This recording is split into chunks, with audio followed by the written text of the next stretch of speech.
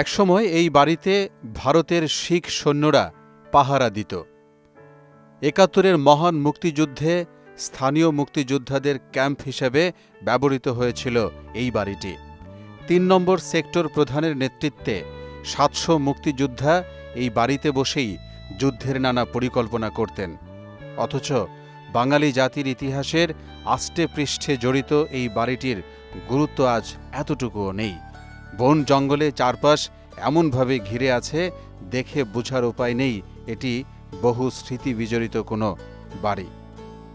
স্থানীয়দের থেকে জানা যায়, ধনাঢ্য হিন্দু ব্যবসায়ী স্বর্গীয় বলরাম শাহ কয়েকশো বছর আগে বিশাল এই দোতলা বাড়িটি নির্মাণ করেন, যার বংশধরদের কেউ এখন আর বেঁচে নেই। আমি একজন বীর মুক্তিযোদ্ধার।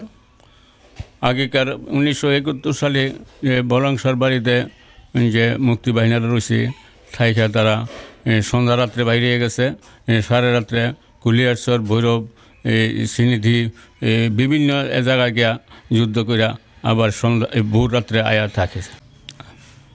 শেষ পর্যন্ত আমরাও এইখানে আসা যাওয়া করতাম। গোলা বারোতে এইগুলো সব সেটা সময় রাখতো, তো আমরাও সবসময় এখানে আসা যাওয়া করতে থাকতাম আর কি। তো শেষ পর্যন্ত পাক বাহিনীরা আসা এই বাড়িটা পুরাইয়া দিছে। 9 মাস মুক্তিযোদ্ধাদের আস্তানা হিসেবে দেশের বিভিন্ন এলাকার বীর সেনারা এখানে আসতেন।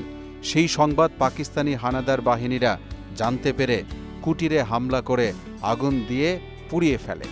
ইটের দেয়াল ও কাঠের দরজা জানালায় এখনও লেগে আছে পাকিস্তানিদের দেয়া আগুনের সেই পোড়া চিহ্ন।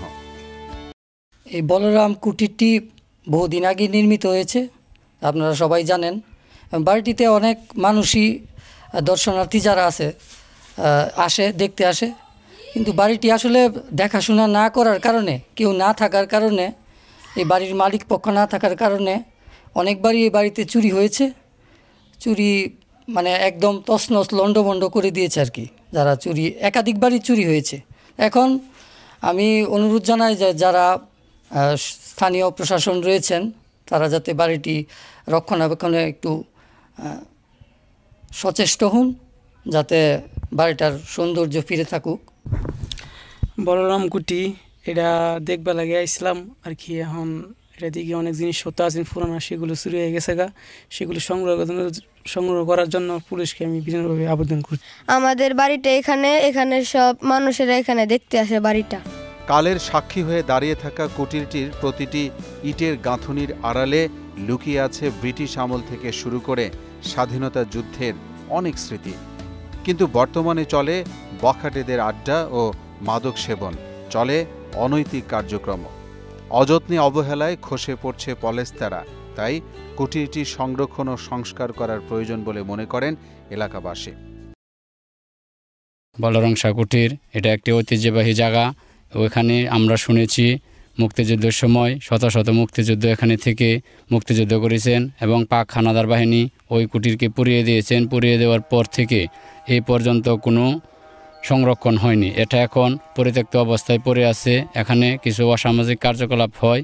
কর্তৃপক্ষের দৃষ্টি আকর্ষণ করছে আমি জনপ্রতিনিধি হিসাবে, যে এটাকে একটা সুন্দর সংরক্ষণ করে একটা আধুনিক বলরাম কুটির হিসাবে প্রতিষ্ঠিত করার জন্য আমি কর্তৃপক্ষের দৃষ্টি আকর্ষণ করছি।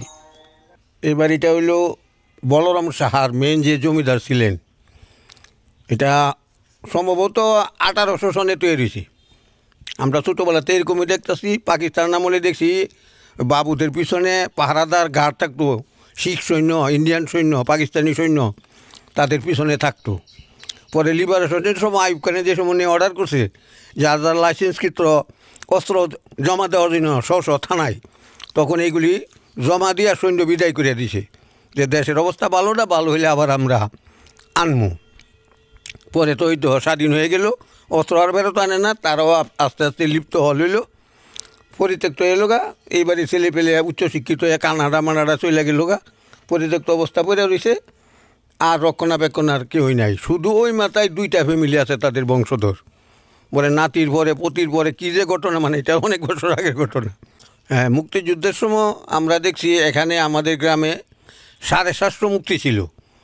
এর মধ্যে অর্ধেক অংশ এই বাড়িতে থাকতো, আর কিছু ওই পাড়া সাজেন সাহেবের বাড়িতে, কিছু ওই পাড়া মিলে 750 মুক্তিভোজ থাকতো। একদিন বেলা বয়ের দিকে বড়ি যুদ্ধ করতে গিয়া সব মুক্তি গেছে ওইদিকে 3 জন পাহারাদার রেখে গেছে। তখন ওই পাঞ্জাবি 3 দিক থেকে অ্যাটাক করিয়া কেউ পাইছে না, ওই দোতলায় রাজাকার ছিল, তাদের ফায়ার করে তালা ভেঙ্গিয়া ছেড়ে দিছে, দিয়া বাড়ির ভিতরে আগুন লাগাই দিয়া তারা চলে গেছে। কোনো মানুষ টানুষও ক্ষতি করে নাই, মানুষ ছিল না, সব দৌড়ে পলাই গেছে গা। আমার হিসাবে যেহেতু এখানে মুক্তিযুদ্ধের সময় মুক্তির একটা সাহায্য পাইছে, এখানে থাকা পাইছে, সম্পূর্ণ সুবিধা পাইছে, সাহায্য পাইছে, সেই হিসাবে আমার হিসাবে এটারে ধরে রাখার জন্য, এটারে রক্ষণাবেক্ষণ করার জন্য প্রয়োজন মনে করি। সব জেনে উপজেলা নির্বাহী কর্মকর্তা বললেন, ঊর্ধ্বতন কর্তৃপক্ষের সঙ্গে কথা বলে প্রয়োজনীয় ব্যবস্থা নেওয়া হবে। আমি এটা সমাধান করার জন্য প্রয়োজনীয় ব্যবস্থা গ্রহণ করব। মোহাম্মদ ওয়ালিউল্লাহ, মোহনা ডিজিটাল।